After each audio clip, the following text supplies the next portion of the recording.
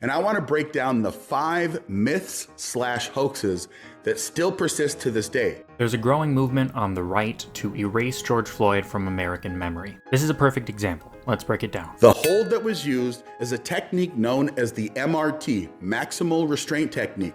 And in that technique's training, it says that when you use this technique, you hold the person until EMS arrives on the scene. And that's exactly what those officers did on that day. He's just repeating a bunch of lies from a documentary called The Fall of Minneapolis. That picture does not show the MRT. The officers were not performing the MRT as trained. You are absolutely not supposed to hold them until EMS arrives in that position. And this is all obvious if you just take the time to read the actual manual. If you look at the definition of MRT, you can see that it's a technique used to secure a subject's feet to their waist.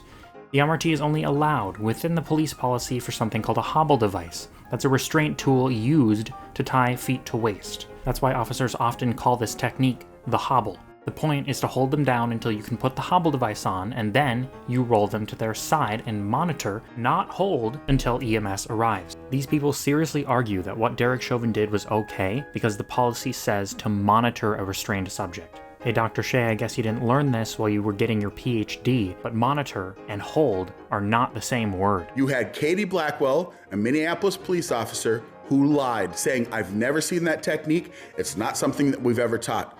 Also, the Minneapolis police chief at the time, Chief Arredondo, also echoed the same sentiment. He says that Blackwell and Arredondo lied. They didn't. They just didn't see the MRT when they looked at what Chauvin was doing because that's not what he was doing. What he did, he was not trained to do. It was wrong. He kept George Floyd in that hold for minutes after Floyd became non-responsive and died.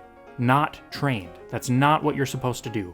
The problem is that Derek Chauvin literally had a training manual with the protocol of the MRT. And since Chauvin's trial has concluded, 17 former and current Minneapolis police officers have signed a sworn affidavit that yes, they indeed did receive training for the MRT. The 14 officers swore that they learned MRT because they did. Chauvin and the officers didn't do it, or at least didn't do it correctly. That's what you won't accept, but it's true.